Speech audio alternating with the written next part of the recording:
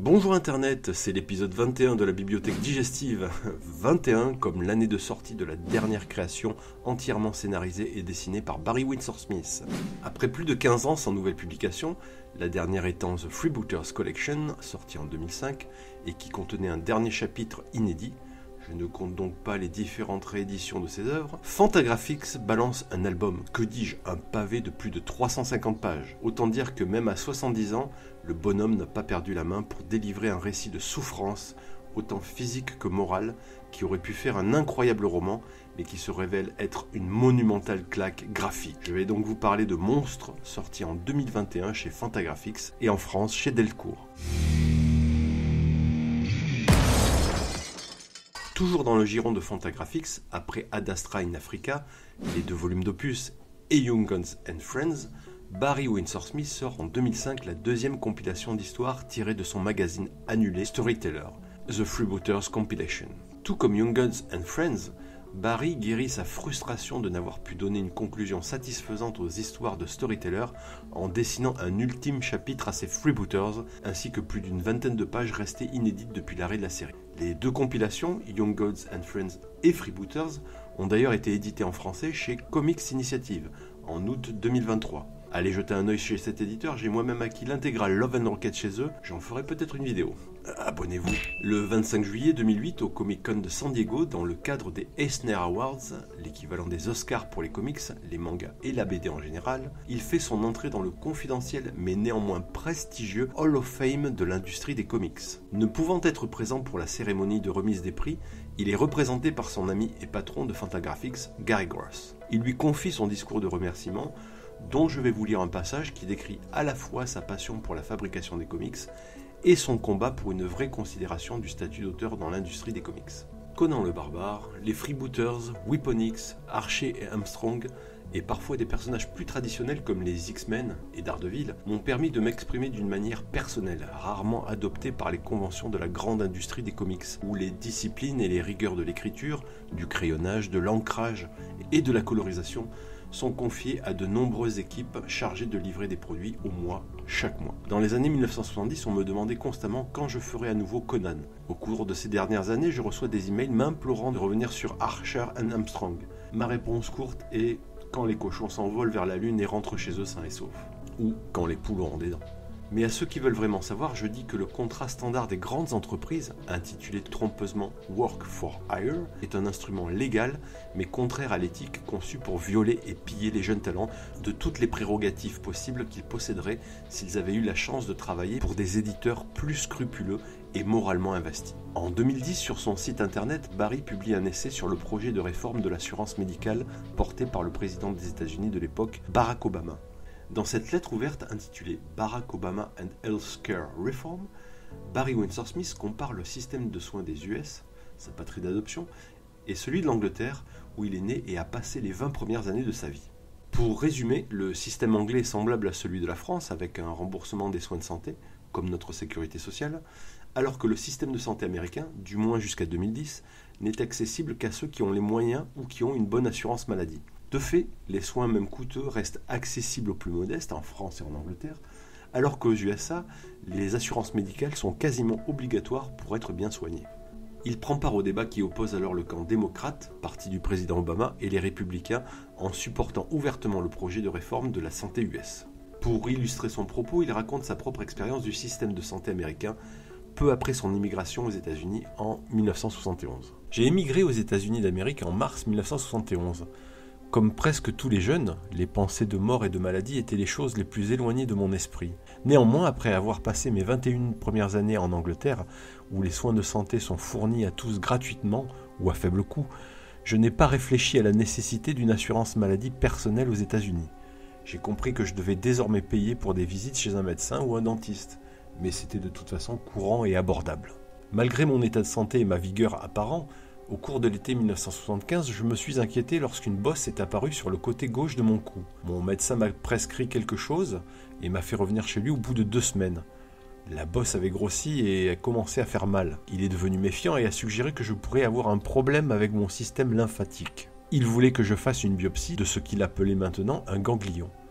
Il a appelé un chirurgien et m'a fixé rendez-vous quelques jours plus tard. Il s'agissait d'une simple procédure ambulatoire, ne durant pas plus d'1 heure, mais je n'avais jamais subi d'intervention chirurgicale auparavant, et cette pensée me donnait les mains moites. Après avoir rempli un questionnaire préopératoire standard au cabinet du chirurgien, la réceptionniste s'est rendue compte que je n'avais aucune assurance. Elle m'a posé des questions à ce sujet et j'ai dit que j'avais apporté mon chéquier. Le formulaire en main, elle quitta la pièce, probablement pour parler au chirurgien. Elle est revenue pour dire que le médecin ne me verrait pas. J'ai été stupéfait lorsqu'elle m'a dit sans détour de quitter le bureau. Alors que je retournais à mon appartement, mon anxiété face à l'opération semblait ironique. Maintenant, ma plus grande crainte était de ne pas me faire opérer du tout. C'est ainsi que cela peut se passer dans un pays qui n'offre pas de soins de santé publics à ses citoyens. Mon médecin était furieux lorsque je lui annonçai le désistement du chirurgien.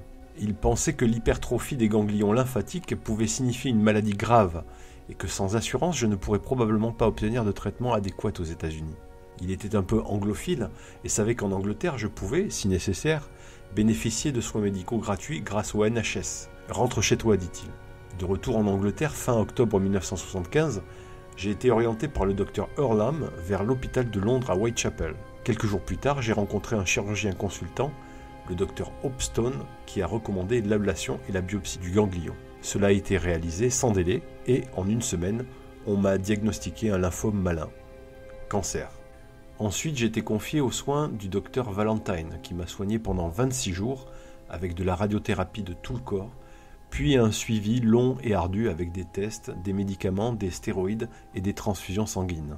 Certains jours, lorsque je me plaignais de ne plus pouvoir suivre ce régime débilitant, il me conseillait sagement que si je quittais le programme, je mourrais probablement dans l'année, à l'âge de 25 ans. Je n'ai pas été facturé pour la chirurgie ou la biopsie du ganglion lymphatique. Je n'ai pas non plus été facturé pour les radiations, 3 mois de tests, de transfusions, de médicaments ou d'autres thérapies. À part moi, personne n'a profité de ma maladie ou de sa guérison. Après mon retour aux États-Unis en mars 1976, mon médecin new-yorkais, Bertram Newman, a examiné la lettre de libération du docteur Hopstone, qui détaillait l'intégralité du traitement que j'avais reçu à l'hôpital de Londres. Il a fait remarquer que j'avais reçu un traitement d'une valeur de près de 100 000 $, gracieuseté du NHS. « Cela ne pourrait jamais arriver ici », a-t-il déclaré. « Je ne suis qu'une seule voix, mais je ne suis pas seul. Dans l'Amérique idéale, toutes les opinions seront entendues. Je soutiens le président Barack Obama dans sa campagne courageuse visant à réformer le système de santé américain. Même si Barry semble dire qu'il n'a pas cette conscience sociale, cette expérience a certainement imprégné une partie de son œuvre. Vous inquiétez-vous de la façon dont l'arrogance scientifique affecte la société ?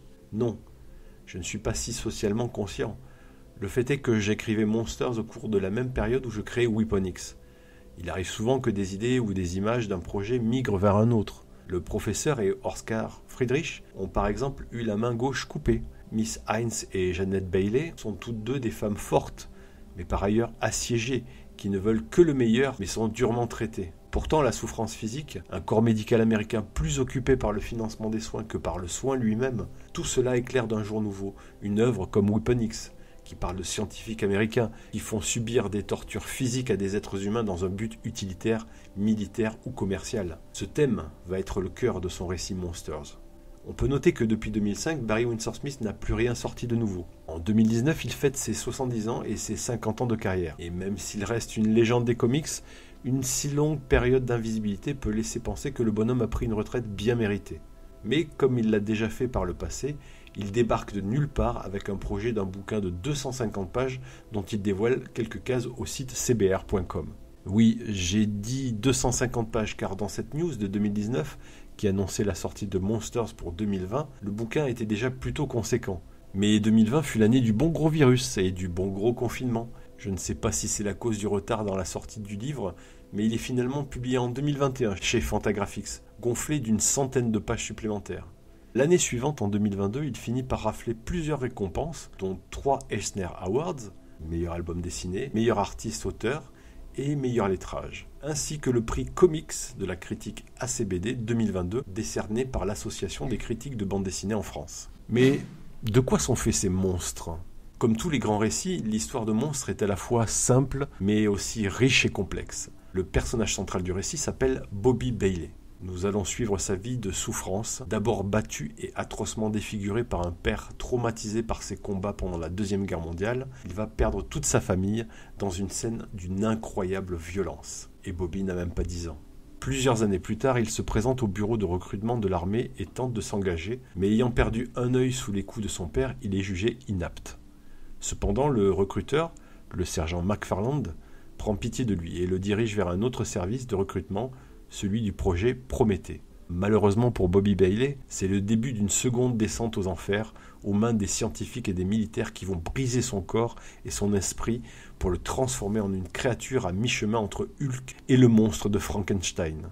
Rongé par le remords d'avoir laissé ce jeune homme aux mains de ses tortionnaires et assailli par des visions de son calvaire, McFarland, le recruteur, décide de le libérer. La fuite se terminera dans la maison familiale de Bobby Bailey, revivant les souvenirs tragiques qui hantent encore le lieu, encerclé par les militaires, prêts à tout pour stopper la créature et faire disparaître toute trace de son existence aux yeux du grand public. Cependant, Winsor Smith tisse des trames en arborescence, explore plusieurs temporalités, partant de la vie de Bobby Bailey et raconte les histoires des autres personnages du récit, s'éloignant parfois longuement du récit principal, notamment tout le passage concernant la mère de Bobby, en s'attardant sur des détails dont on ne discerne pas tout de suite le lien avec l'intrigue principale. J'avoue que j'ai parfois été agacé pendant ces passages, impatient de savoir ce que Bobby allait devenir. J'avais l'impression que Barry Windsor Smith délayait son intrigue, faisait du remplissage. Mais toutes ces sous-intrigues finissent par se justifier. Le récit prend alors tout son sens. Windsor Smith, comme à son habitude, se met au niveau de ses personnages, nous fait ressentir leurs émotions, même les pires. Et les monstres, puisqu'ils sont plusieurs, ne le sont pas à cause de leur difformité physique, mais par leurs actes, leur violence. Pourtant, Barry Windsor Smith nous dévoile l'humanité derrière ces monstres, leurs faiblesses, leurs failles, leurs peurs. Et même si elles sont indéfendables, on finit par les comprendre et avoir de la pitié, de la compassion pour eux, sauf pour le Dr Nazi. Je vous présente ici l'édition française, sortie chez Delcourt dans leur collection Outsider, qui est a priori similaire à la version originale sortie chez Fantagraphics. Un gros pavé relié de 350 pages en noir et blanc, pas de fioriture, la BD, uniquement la BD. Un petit paragraphe pour résumer la carrière de l'auteur et un dos de couverture qui, en 2 paragraphes, nous fait l'amorce du récit et nous décrit rapidement la genèse du projet Monstre. On peut y lire que cet énorme travail lui a pris 35 ans. En 1984, au moment de son retour à Marvel avec la mini-série Machine Man, Barry propose une histoire de Hulk au bureau éditorial de l'éditeur de comics. L'histoire est refusée car jugée trop sombre. Cela peut sembler injuste car la Marvel avait déjà amorcé son évolution vers des comics plus matures, notamment avec God Loves Man Kills ou le magazine Epic Illustrated. Et depuis les années 70, le Comics Code Authority, qui régulait le contenu pour les publications destinées à la jeunesse, s'était énormément assoupli. Intitulé Thanksgiving, il avait résumé l'histoire ainsi. L'intrigue est centrée sur l'enfance de Bruce Banner. Hulk revit une journée particulièrement pénible de son passé. C'est l'histoire de l'enfance de Banner dans une Amérique de la middle class ouvrière. Dans une tradition fantastique et maniérée façon Twilight Zone, Hulk, en entrant dans une maison abandonnée pour se réfugier contre une attaque militaire imminente, revit les derniers jours dans la maison de son enfance. Le jour de Thanksgiving 1950 était le jour où son père, Tom Banner, vétéran tout juste rentré et rendu aigri par la Deuxième Guerre mondiale, s'en prend violemment à sa famille pour la dernière fois. Utilisant cette enfance maltraitée et inconsolable comme tremplin pour les attitudes antisociales et violentes du Bruce Banner des temps modernes, l'histoire explore les dommages causés par une parentalité mal adaptée et les effets de la Seconde Guerre mondiale sur le cœur et l'esprit du vétéran Tom Banner. Bruce Banner, un enfant de 11 ans en 1950, est représenté en Hulk adulte de 2,20 m tout au long de ce récit fantasmé. L'histoire s'appelle Thanksgiving et détaille les tensions que subit la maison Banner lorsqu'il devient évident que le dîner de famille, devant rassembler 8 personnes, s'effondre alors qu'un par un, les frères, sœurs et beaux-parents annulent la visite sous de faux prétextes. La vérité est que Tom Banner a aliéné sa famille avec son tempérament explosif et belliqueux. Ce traumatisme familial ancien, cette famille brisée par un père violent, devient le baril de poudre qui, une fois touché par l'étincelle que constitue son irradiation aux rayons gamma, fait exploser toute la colère enfouie au fond de Bruce Banner qui le transforme en monstre vert incontrôlable. Ce thème est repris tel quel par Bill Mantlo dans le scénario de Incredible Hulk, numéro 312 d'octobre 1985. De là à dire qu'il y a eu un plagiat, Et c'est même l'intrigue en filigrane du film Hulk de Ang Lee, sorti en 2003, dont la séquence d'ouverture présente à nouveau un père abusif à l'origine de la colère réprimée de Bruce Banner, et aussi responsable de sa transformation. Mais Barry a persisté et a remodelé et amplifié son récit, pour enlever toute référence au géant vert, même si on peut encore discerner l'esquisse de cette histoire de Hulk dans Monstre, avec le destin de Bobby Bailey. Et malgré ses 35 ans de fabrication, l'histoire valait bien le coup d'attendre. D'ailleurs, qui sait si Barry Windsor Smith ne cache pas dans ses tiroirs encore quelques histoires incroyables prêtes à sortir. En lisant l'annonce de Monsters en 2019 sur le site cbr.com, il y est fait mention d'une histoire que Barry était en train de préparer pour DC Comics sur Superman, intitulée An Evening with Superman, et qui était planifiée pour 1999. Et cette histoire n'est jamais sortie. En faisant des recherches au sujet de ce projet, je suis retombé sur le site personnel de l'auteur, dans lequel il y avait la retranscription d'une interview donnée en 1999, justement, au journal Submédia numéro 1. Barry Windsor Smith montre les planches à la journaliste, lui expliquant que cela fait environ 1 an que ça prend la poussière. Alors je n'arrêtais pas de dire « Écoutez, je suis prêt, et je continue sur ce truc. » Et ils disent « Donnez-nous juste un peu de temps pour conclure le contrat. » Puis ils se sont mis en tête que je travaillais sur l'histoire en coulisses avant la conclusion du contrat. Et ils avaient raison. J'étais angoissé de ne pas travailler. J'étais plein d'inspiration. Et ils m'ont dit non, on n'y travaillait pas.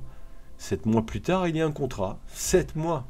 À ce moment-là, mon énergie s'était dissipée et mon esprit avait implosé. Parler de paperasse, je n'ai jamais rien vécu de tel. Là encore, l'approche réaliste, humaniste de Windsor Smith n'est pas vraiment appréciée par les exécutifs de DC ou Marvel.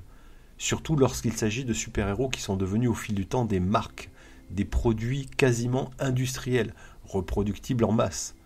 Chaque choix éditorial, chaque description de personnage, chaque ligne de dialogue est sous-pesée, contrôlée par tout un comité éditorial. Et au final, si ça ne rentre pas dans les codes du personnage, l'histoire est au mieux sujette à modification, ou au pire rejetée. Et d'ailleurs, cette histoire de Hulk, qui a servi de base à Monstre, n'a pas été refusée qu'une fois en 1984. Barry l'a reproposé à Marvel en 1996, à la nouvelle éditrice du titre, Bobby Chase, mais à la condition qu'il change le mot « Goddamn » dans ses dialogues. Encore une fois, il lui a fallu choisir entre l'argent de Marvel et son intégrité artistique. Et là encore, les raisons de son entêtement à produire l'œuvre qu'il a en tête sont peut-être plus profondes qu'il n'y paraît.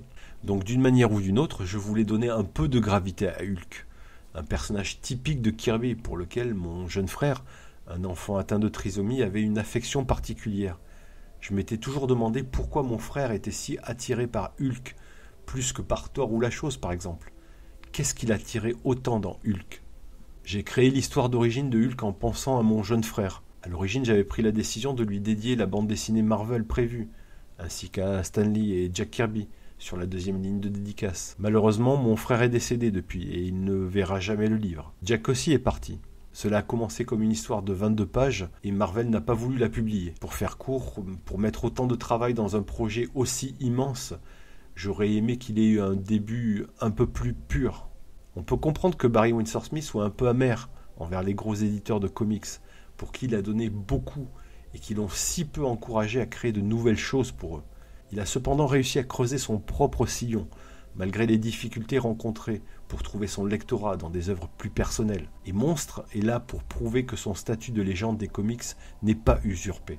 Mais Monstre est probablement aussi le dernier chef-d'œuvre du maître. Le 20 mai 2023, 5 jours avant son 73e anniversaire, Barry Windsor Smith est victime d'un AVC. Une artère s'est bouchée dans son cerveau. Il est transporté en urgence à l'hôpital et passe 8 jours en unité de soins intensifs. Après plusieurs semaines en rééducation, il est autorisé à sortir de l'hôpital pour se reposer à son domicile. J'espère de tout cœur qu'il va pouvoir se remettre et profiter d'une retraite paisible. Il le mérite sincèrement. J'ai été tellement emporté dans ce récit crépusculaire et tragique que j'ai voulu partager mon enthousiasme pour ce bouquin monumental. Et puis je me suis rendu compte que le travail, que dis-je, l'œuvre de Barry Windsor Smith me fascinait depuis des années. Dans cette série de vidéos, je vous ai présenté ces livres, quasiment dans l'ordre où je les ai achetés. Ce ne sont pas forcément les éditions que je vous ai présentées. Par exemple, pour tout ce qui concerne les X-Men, j'avais les éditions Lug et Semic, les Special Strange, RCM et Top BD. Mais pour tout le reste, je les ai achetés tout au long de ma vie. Entre les Clous Rouges chez Aredi et les Monstres chez Delcourt, vous avez quasiment 35 ans de ma vie d'amateur et de collectionneur de BD. 35 ans, tiens. Comme le temps que Monstre a pris à Barry Windsor Smith pour être achevé. Ah, j'allais oublier, mais oui, la note pour cette édition massive de Monstre.